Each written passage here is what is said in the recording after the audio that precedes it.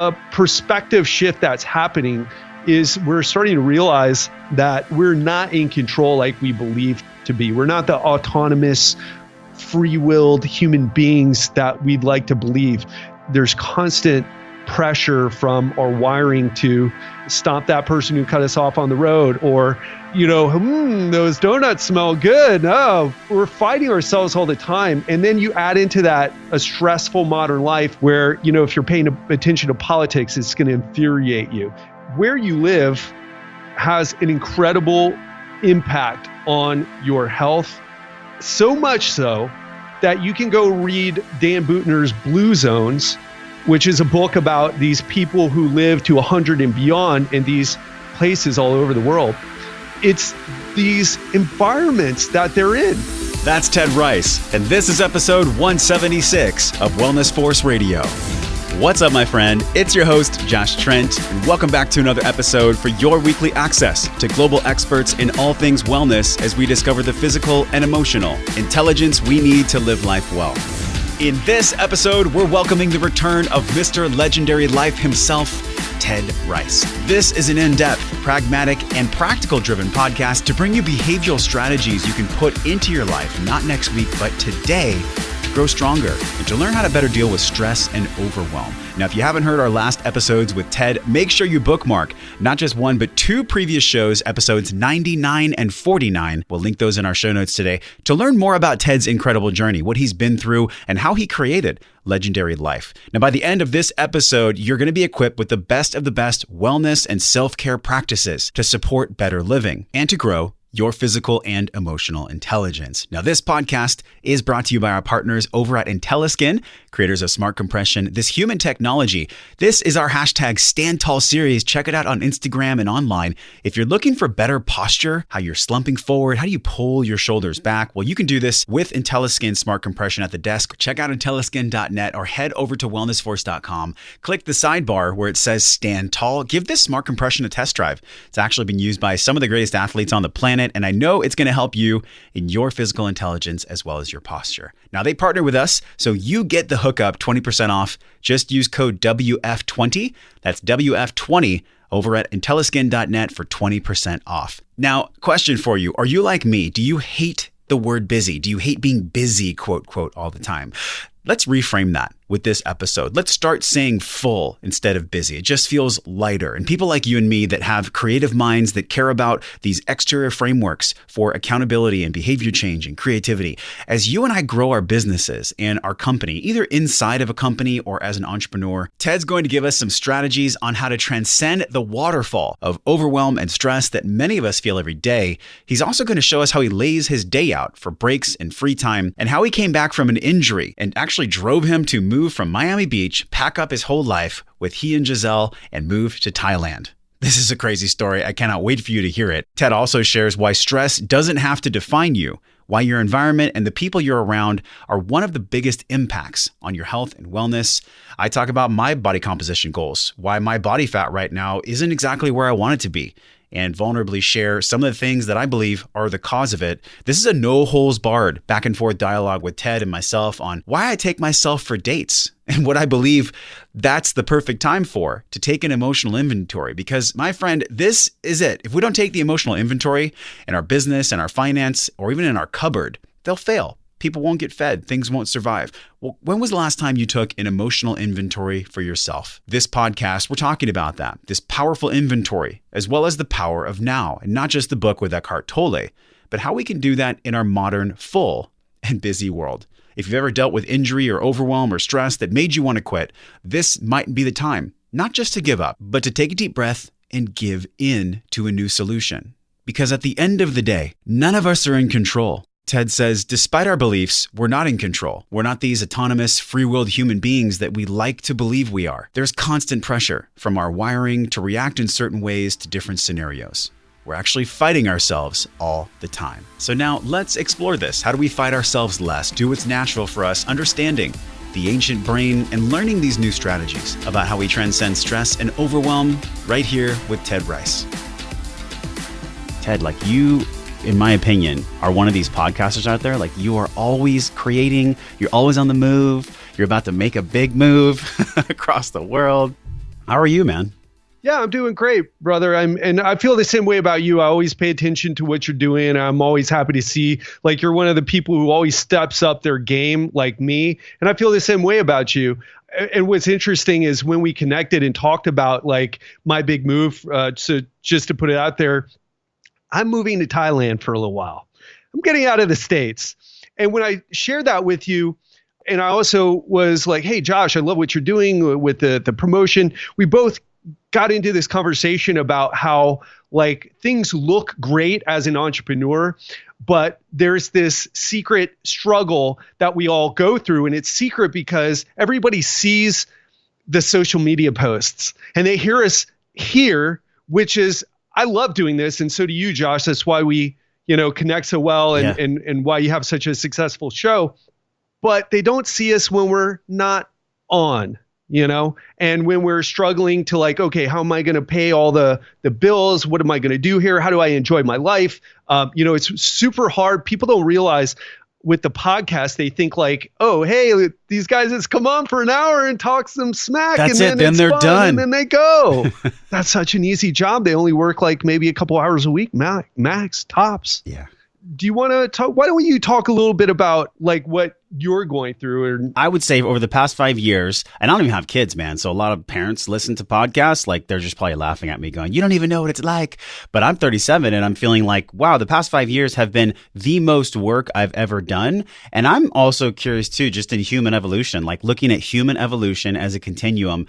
Is our 30s and 40s the time where we just learn truly what stress is, truly how to produce results, even if we feel overwhelmed? Because I felt like when I look back on my life, my 20s were kind of like play and party. I spent the majority of my 20s like being in the gym, like training clients and like having fun, but not really thinking about my future.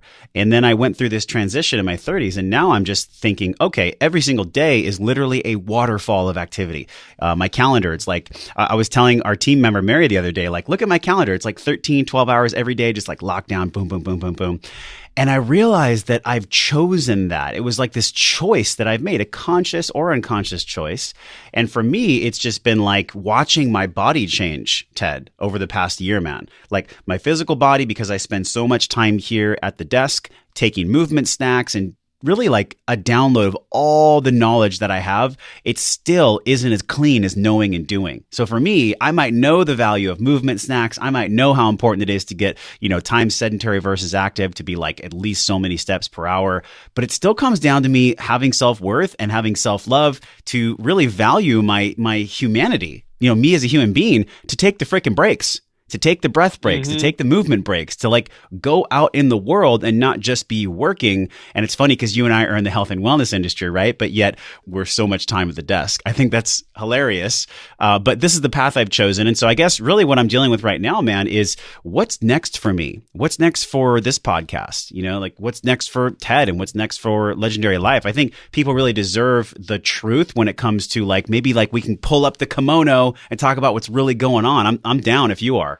Absolutely. And I think it's so important to address this. And I don't think it gets shared enough because like what you said, you put in 12, 13-hour days. So do I on my end. And in fact, that's not unusual at all in this space. We're not unusual at all. Totally. This is the norm for this type of thing because one of the benefits of working online is that you don't have to travel to and from your business so you can put in more hours. And there's always that to-do list that just keeps growing, never gets done. For sure. I mean, people who have kids, of course, they have a busy lifestyle, and some people are just amazing at productivity. They really have it handled. Yeah. But on the other hand, this is our child, so to speak. We are raising and cultivating our businesses, you with Wellness Force, me with Legendary Life. And the reason why I don't have a kid is on purpose because I would not want to bring a kid into the environment that is currently in. I don't think someone would have to take second place. And I definitely wouldn't put a child in that position. So this is, and I know Legendary Life is what I need to do with my life. I know that is the path that I want to take. One thing I think that's important to mention is, you said that we're both fitness professionals and my steps are pretty low too.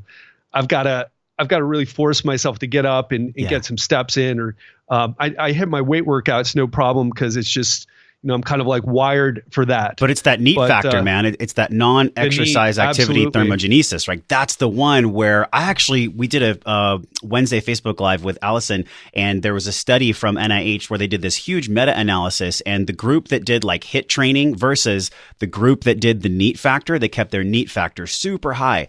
The people that did NEAT factor had lower cortisol. They had more weight loss. It was crazy. And I thought to myself, this is what JT talks about. Like, this is what I've heard you talk about. Like, it's so true. We're seeing the research now come up more and more, man, that it's actually like continuous activity throughout the day. And how does that plug into freaking Overwhelm? It's a beautiful excuse to get away from the desk and move around. Absolutely. And I think that's such an important shift perspective wise, because high intensity interval training isn't the answer, nor is doing steady state cardio. If we're really talking about just being happier, healthier, it's really about getting that movement throughout the day that doesn't put a lot of stress on our joints, like running may, or doing like, burpees for 20 seconds on, 10 seconds off for like 8 minutes, That sounds like lethal kill. That sounds so hard. Yeah, you can, and then your form gets sloppy and you end up, pulling something or tweaking your knee, which actually happened to a client of mine. Not with me on my workout program. He was going to a boxing class, and it's just all like hard effort, hard work, which is cool. But when you're in your 40s, 50s and beyond, you really have to be smarter. And NEAT, man, it's like you said, they had lower cortisol. I have not seen that study. You got to share it with me. Totally. But I've seen, so many studies like just showing, hey, listen, you can burn way more calories. You can get that daily movement in, and it's important. People notice the difference, man. When you get them to do it, they notice the difference. Do you know what a QB is by any chance? Have you seen that? How do you spell that? It's a CUBII, and it's a company that we connected with. It's an under-desk elliptical machine, and I got it to try it out, test it, and do a review on it. And I was like, man, who is this for? And what I ended up doing was I brought it to my 74-year-old dad, who has a arthritic right hip. He's got a knee replacement on the left side. He's not going to be doing high intensity interval training or steady state cardio running at his heart rate for in between 130 and 150 beats per minute, right? But he's got to get some movement in, and it's this under desk elliptical. And it was just amazing. We showed up his congestive heart failure. He was in bad state. This just happened this weekend. We brought the QB over. He was just in a bad way. And then we had him try it out. And just in a few days of using it for just 5 minutes the first day, 8 minutes and 10 minutes the next day, it was a complete turnaround just because he wasn't getting enough stimulation to his muscles. Our heart beats and pumps blood through our body. But what tends not to be appreciated is that, our muscles aid in the pumping of our blood along with our lymph. I mean, it's so important, we got to get more movement, and it's definitely part of why we feel more stressed. God, man, I'm thinking about, I had the guy, Nick Bartolotta, just probably, when I say the guy, I mean like the movement guy. He's the creator of DCT, and he talked about where the soleus and gastroc connect on the back of the leg. It's actually a second heart. It increases venous return. A second heart. And so like when you're talking about the QB, which is fascinating, I'm totally going to check that out. I think about how many people are listening and like they work at the desk. Okay. So how do we increase this NEAT factor throughout the day? And how does that like honestly address stress and overwhelm? I know for me, when I move my second heart, like AKA when I'm moving my calf, when I'm walking around, I have these cool trails by my house that I go on. I come back after like 5 minutes and I just feel different. My physiology has changed. My state has changed. And I'd love to dig in with you here, man. Like, let's go back and forth. Let's figure out like what are the tools and tactics that you and I both use in our own lives. And I'm down to share what's really stressing me out and then how I'm actually alleviating that. I feel like stress is a battery and we're just kind of like looking to put out energy all day. But back to Nick's work, it's like that state change. That state change for me is everything. Sometimes I'll do breathing. I have the power plate in my room. I have a foam roller. I use a standing desk. I have all these tricks and everything else, but It really comes down to the night before for me, Ted. I don't know how you feel about planning in the snacks from your day, your movement, your breathing and all that. Or do you just approach it each morning and plan it out in the morning? Like, how do you set up your day, man? I'm on a schedule with my workouts for sure. And I have it very planned out. But as far as, I'm going to let down all the like super hardcore, like plan your schedule. I have free time that I take out of my day. I'm just like, you know what? If I'm feeling fried, I stop. I don't keep pushing through. If the quality of work starts dropping, and I'll go and do something then. And that's how I kind of gauge things.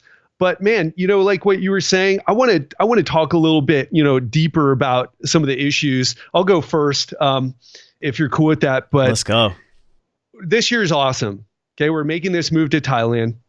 Already got a speaking event set up. I've got a retreat probably set up with this guy who I've known for a while, who we've done business before out there with. And he lives in Thailand. He's going to be showing me around there. And things are really this looks like an amazing year. It's already starting off amazing. However, Josh, last year, 2017, I injured, I don't know, we did talk about this. Oh yeah, I've been following you online. I injured myself so badly that I couldn't walk for 2 months. And it was because I was like, hey, putting pressure on myself to get in better shape, adding in, and I got hurt doing not a 600-pound deadlift or anything that would be cool to brag about, like, or doing a Spartan race or anything like that. It was doing a stretching in between these multiple workouts that I was doing. That's how it always happens. It's the straw that broke the camel's back, my man. Oh my gosh. Yeah. It coincided with my 40th birthday. Man, it was just like, it was miserable. I spent my Christmas that I wanted to spend with family and friends, and my Thanksgiving that I always spend with my dad. I had to spend that by myself, or with Giselle, not by myself, but with Giselle on the couch, just miserable. I couldn't sleep at night because the pain was so bad. I had to take painkillers, and I've been in a lot of pain in my life, Josh. I got a brown belt in jiu-jitsu, been in martial arts, been kicked, punched, have my limbs hyperextended. But this, man, I've never felt like anything like this nerve pain. And anyone listening who's been in that situation can attest to just how debilitating and intense it can be. And man, I couldn't sleep at night. It was just terrible. And it set me off to where I couldn't work. I had to do physical therapy. Giselle had to drive me there, so she wasn't working. I was on the edge of kind of losing everything. I've got a lot of good relationships, and I'm sure I could have reached out if I really needed money. I train a lot of people who are pretty well off financially here in Miami Beach that have good relationships with for years. But man, it made me realize, like, this life that I'm living, although it's got so many cool things to it, doing the podcast, doing speaking events, doing everything that I do, exercising a lot, focusing on my health, really, I shouldn't say health, focusing on the way I look to market myself a certain way. And it came down crashing and burning. And I realized I needed a huge change. That was something that I dealt with. And another thing that I've been dealing with is that in Miami Beach, I've been living here for 20 years. Now I'm from Miami, but what ended me up here after my 21st birthday was that period of time after my brother was kidnapped and murdered. And I've been here since then. It's been a great experience, but I also feel like I've been staying here, I've been comfortable, and I haven't been challenging myself. And I've slowly been more and more negative about where I live. And not so much that this place is terrible. I think it's great for what it is if you like to go out party or go to the beach. But really just not feeling like I'm in the right place. And for all the talk about, like, it's not about the environment, it's about you, I think that's kind of a bit of BS, my friend. I agree. It's a bit of BS. And I said to myself, I've got to get out of here. It's really tearing me apart. Cost of living is high, so I don't live in a particularly nice place, Miami Beach, because I spend all my money on my business. It goes back into the business, right? I sold my BMW, my X5 BMW. I sold, I got rid of a lot of my stuff so I could focus on what I know is truly going to make me happy, legendary life.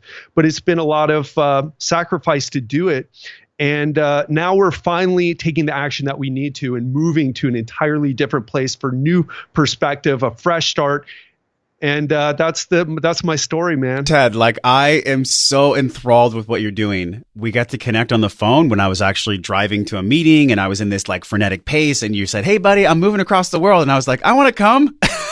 Because I think everyone who's listening can relate to these undulations of stress in life. You said for 20 years, man, for 20 years, you've been in this space. And it's almost like, when water kind of builds all the sediment to a dam, eventually the dam and the sediment has to be flushed out. And everyone can relate to this. It's like we go through these undulations of stress and everything kind of builds up. And then it's only natural. Don't you think, Ted, that it's only natural in life that we allow the change to occur? And I think probably, man, what really goes down where stress and overwhelm builds up for most is that they're just not willing to let the dam break. They're not willing to make the change. And that actually refracts more stress on top of one another. And people realize wow, my body's going to give me messages. I'm either going to listen or not. In your case, you had this back issue that floored you for how long? 2 months? Yeah, 2 months. I couldn't walk. Literally could not walk for 2 months. This is such a beautiful way that you your body gave you not just a tickle of a feather, but a sledgehammer. It was Ted, listen, you get to listen to me now. And I feel like that's kind of where I'm at too. I haven't talked about this yet, but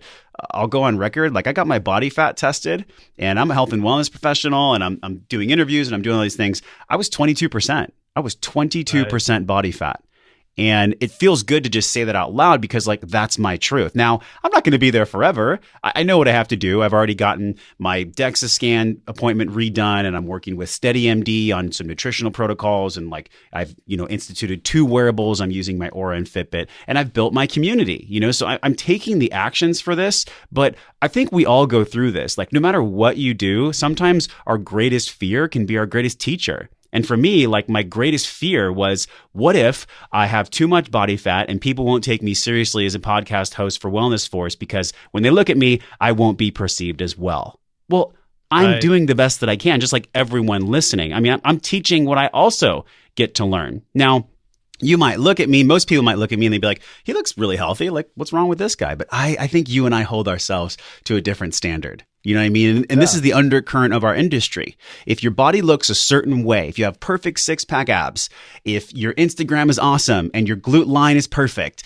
and your back has the bulges wherever it should have, it's all bullshit. Really, what are we trying to have here? We're trying to have this industry of wellness.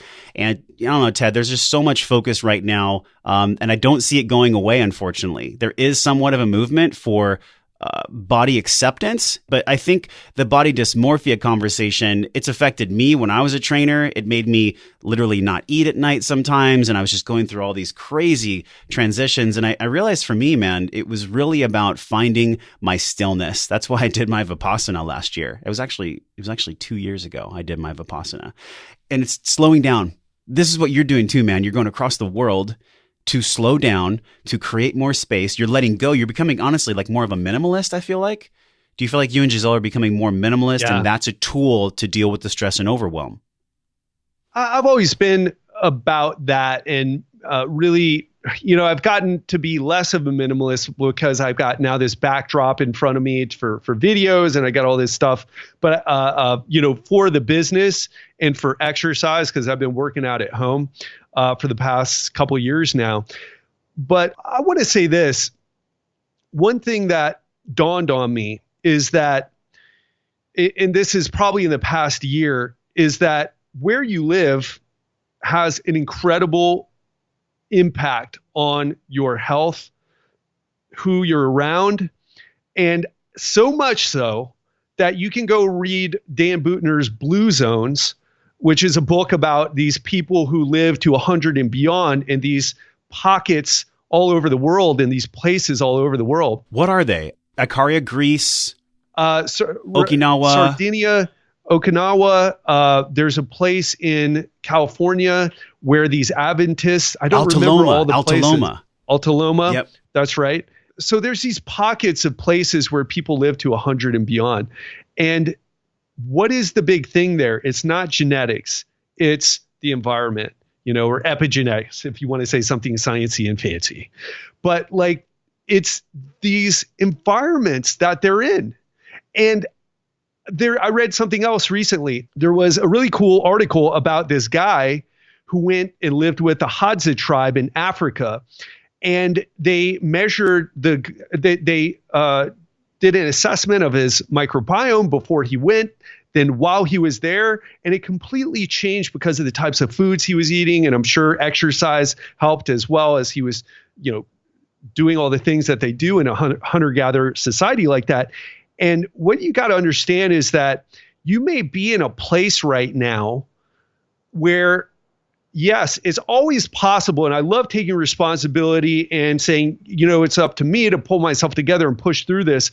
But you also have to say that the obstacles that you face, let's be specific and say to get in shape, are going to be much, much greater if you're in a situation where, and you and I are lucky, you're in California, I'm in Miami, health and fitness is a thing here, but still there's this obstacle because you can go to, the Paleo Bakehouse down the way and get all these, hyper palatable, but paleo ingredient foods that are still full of sugar, it's still crazy. Full of, yeah, exactly. Still full of fat, and you can overeat and you still don't have to move that much.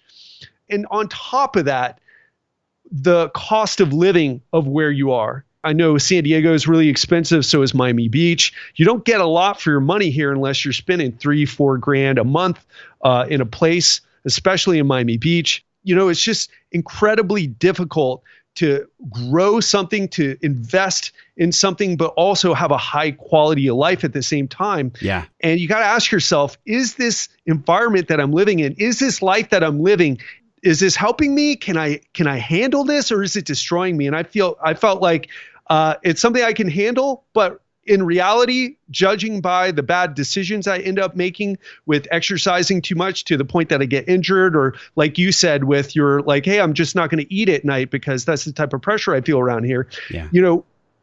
Is it something that is destroying you? And I felt like, what, it's kind of taking me out a little bit. And I think I'd like to believe I could stick it out. But the question is, why should I, or do I even have to? And the answer for me was no. And so I'm out of here. Man, I love talking with you, Ted. And I think people already know you because you've been on the show twice. I've been on your show as well. So I know your audience has heard us talk before. But I feel Absolutely, like right now, this is the most real. Not that the other ones weren't, but this is the most highest level of truth I've ever had with anybody on a podcast. Like what I just said about like my weight and how I'm, my fear is my teacher and all these things. Like I've never done this, man. Like my hand was kind of trembling when I talked about it, but it's because I know that where I'm at right now, and this is for all of us as human beings, man, it does not define us forever.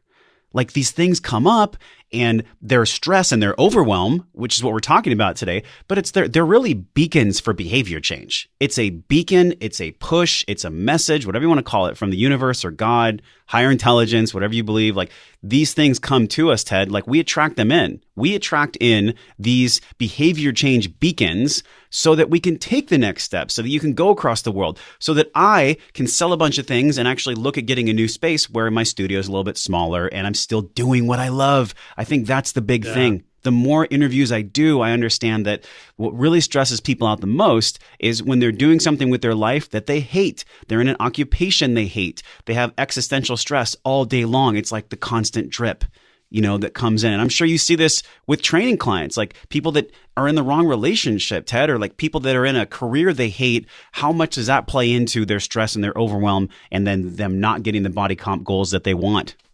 Yeah, it's so true. And you got to ask yourself, is going on a very strict diet the best thing to do? Even though, I'm overweight, I know this is bad for my health, but is going on a super strict diet the best thing to do, adding more stress to your situation, to your body?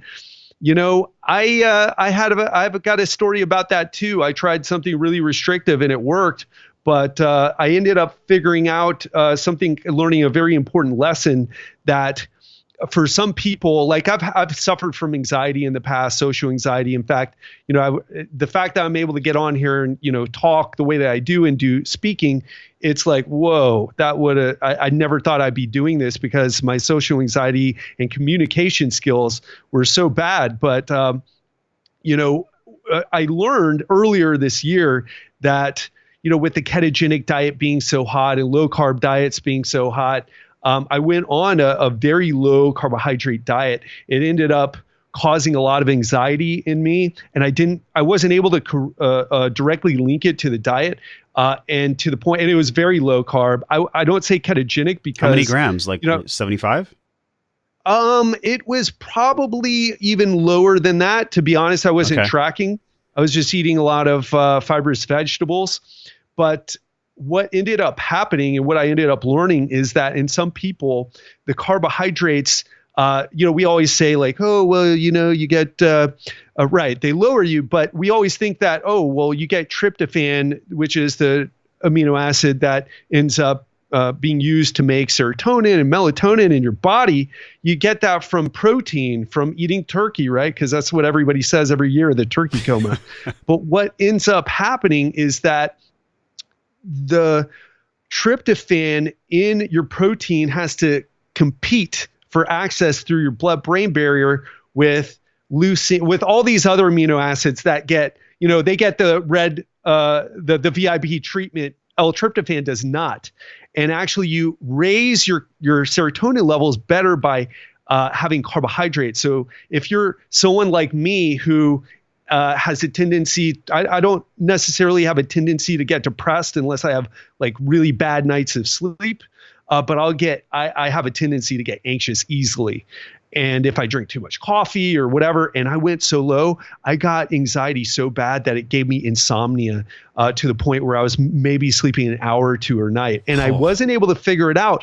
I went to the doctors. They couldn't figure it out. They were like, oh, maybe it's just a psychological thing. You're really, you've had a tough life. My doctor told me that. I'm like, motherfucker, like, I've had a tough life for a long time, and I had some things happen for a long time. This just happened recently, and there's no big issue happening other than me trying to get in shape.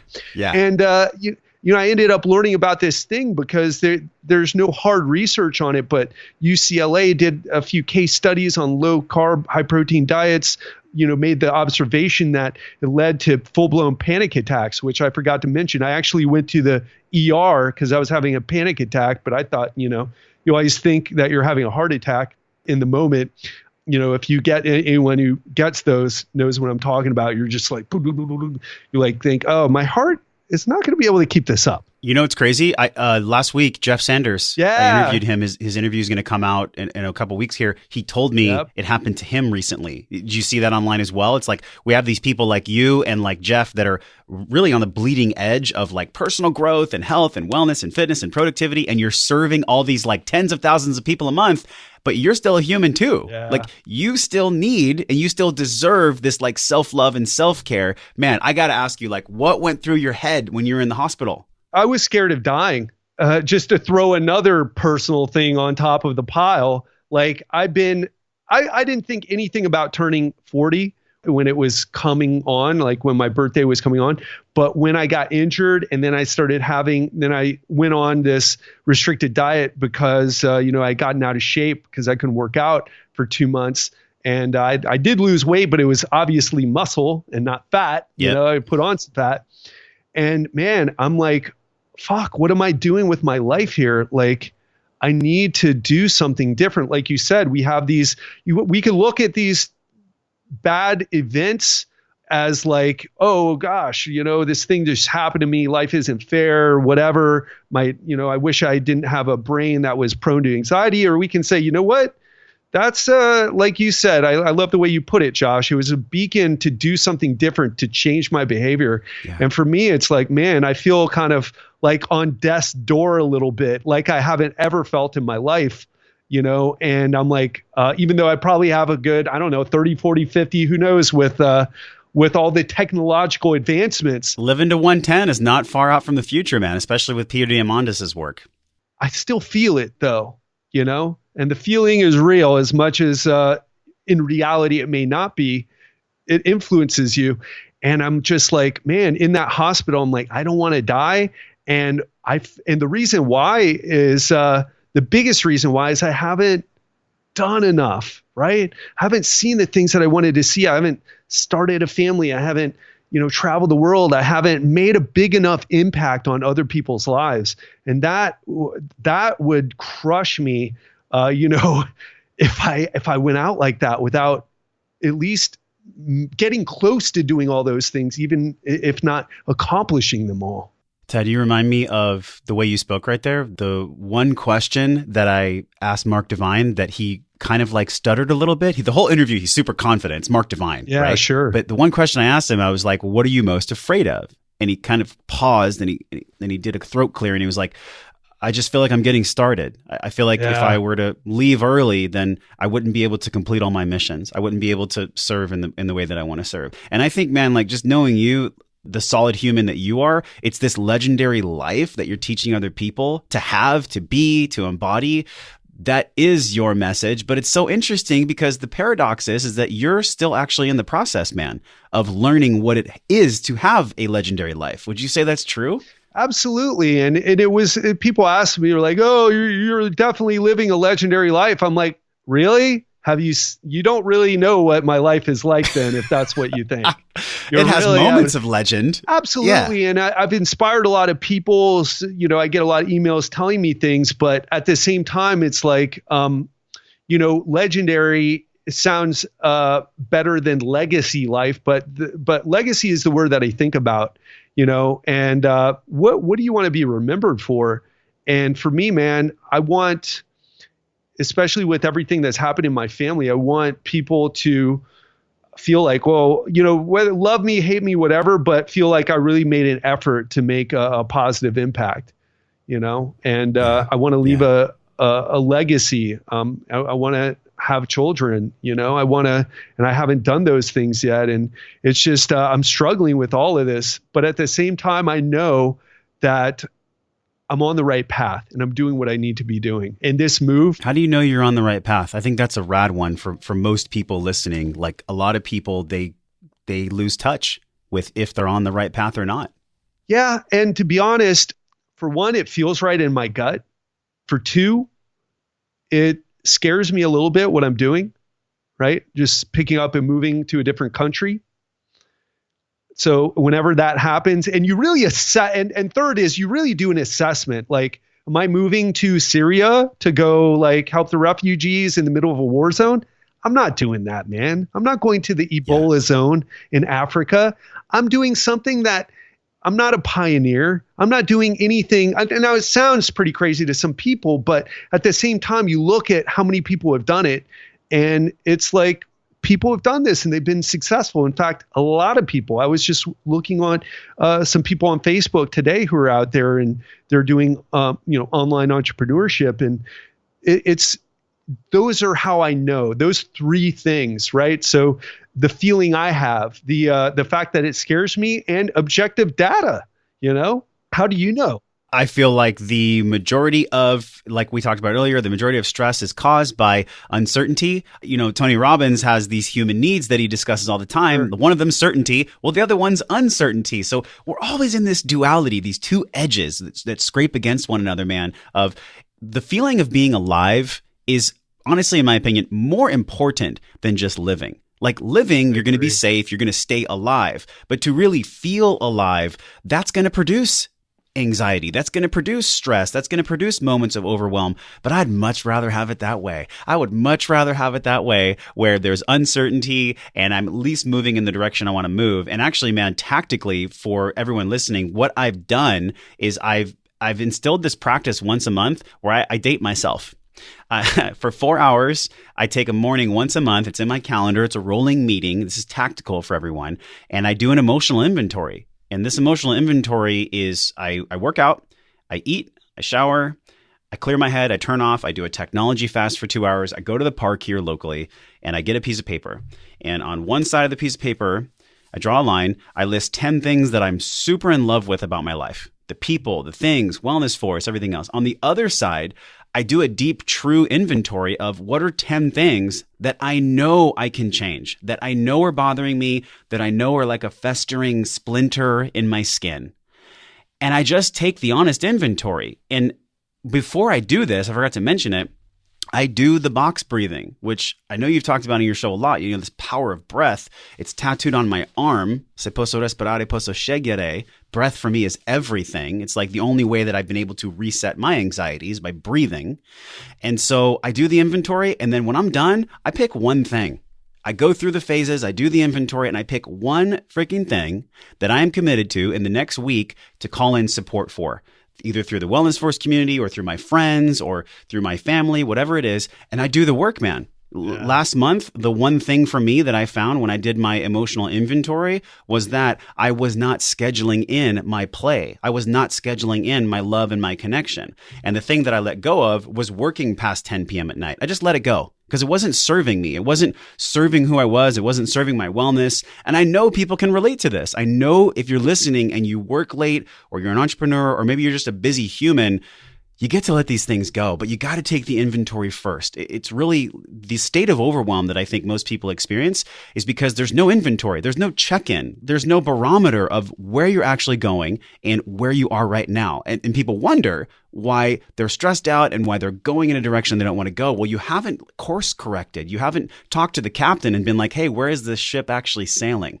Yeah, no, I agree with you, man. I mean, if you're just in autopilot in just this cycle that where you get up, go to work, come back, watch TV, or even if you exercise and you do things that are healthy for you, if you don't really have a clear vision of what you're working towards, I mean, yeah, you can't, dude, you know, we talk a lot about exercise and stress, but exercise can also just be another Band-Aid that you put on your problem, you know? Totally. Be another Band-Aid. And for all those, it can actually be a way to check out. I remember 2005, my first couple of years of training in Las Vegas, I would see the same people coming in the morning and at night. And I was like, you know, after 6 months, their body comp's not changing. Why are they here? So I would go up and talk to them. And I realized like they didn't like their wife. They didn't like their husband. They're just using workouts as a way to check out. Like your workout should not be your checkout. Your workout should be your work in and your check in. Like I look forward to my workouts, man, my yoga sessions. Maybe we can dive into this relationship as we wrap, Ted. How do we have this relationship with our exercise? This is something you're so skilled in, is this relationship with food and relationship with exercise. For me, it's been this continuum of learning. Yeah, well, I mean, you know, I wouldn't say I have like the ultimate or the best relationship with exercise and food. You know, I've injured myself so many times using exercise as a way to either check out or to self-medicate. You know, and too much of a good thing turns into a really bad thing, especially when it's when it's something of a stressful nature.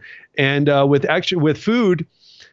You know, I just talked about this recently about like how we're kind of all wired to be, why we're wired to eat the wrong things, right? I mean, you know, it's out there now, Stephen Guyenet and Robb Wolf and Wired to Eat. You know, Robb Wolf. Yeah, you know, it's our brains are just, yeah, I like it. There you go. Yeah, for those of you listening, he's showing me the Robb Wolf book that he has, Wired to Eat. And I love that message in something that is just, it's like a perspective shift that's happening is we're starting to realize that we're not in control like we believe to be. We're not the autonomous, free-willed human beings that we'd like to believe. There's constant pressure from our wiring to, you know, get out of the car and stop that person who cut us off on the road, or you know, those donuts smell good. Oh, but I know that I'm overweight and it's going to, you know, contribute to the fat that I have on my body. Your biology is like fighting you.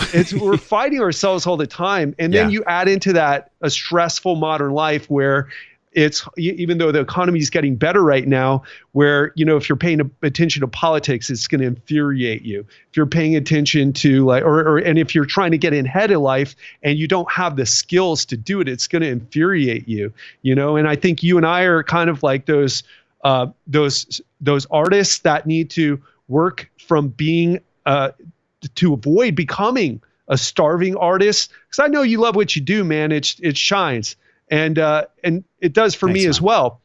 The issue is the people who do the best in, financially speaking, at least, are the people who really look at things as a hardcore business. And, they'll make a business out of anything. It's just like, hey, give it to me. I'll find a way to make money. Got to screw a couple of people over here and there, or lie, or do this. No big deal, because, it'll keep things going.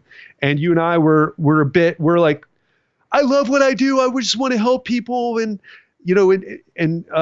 trying to make that into a business that is financially successful to the extent that not you're going to have your own private yacht, but you're going to have a comfortable life where you can spend more time taking care of yourself and eating the right foods, and And I feel like this is a big Monopoly game anyways. We actually don't know, Ted, why the hell we're here on this rock in the middle of outer space inside of a galaxy that's probably inside of another million galaxies or unlimited galaxies. We don't know, man. We don't know.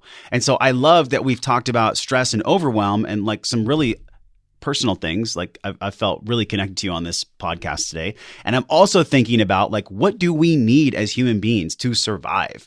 I know you've dove into Maslow's work, the triangle. The Maslow's hierarchy of needs.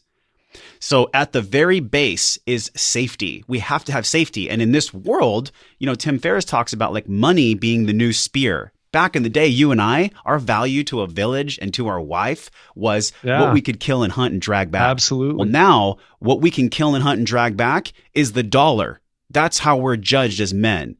And unfortunately, or fortunately, however you want to play the game or look at it, we get to have that new spear be really sharp. And so, yes, you and I are in this career and we're serving people and everything else. But my commitment this year, actually, to even more transcend my overwhelm is to take care of the bottom of Maslow's triangle.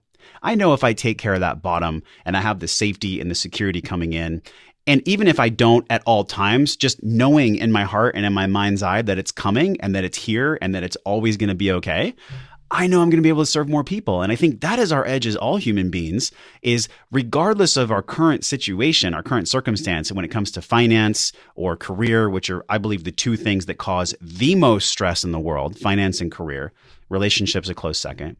If we can just believe in every moment that it's here now and that we're on the right path, like you said, man, you just know it in your gut, and we have these conversations like you and I have, and we have the community to fortify those kind of thoughts, we're going to have a great life. We're going to have a legendary life. We're going to take care of that bottom rung on the triangle. And then after that comes love and belonging and esteem and self-actualization and all these other ways that we can be of even more powerful service. I really feel connected to you, bro. I know everyone has on this podcast. I'm so stoked to get feedback from Legendary Life and from Wellness Force. How did you feel about where we went, man?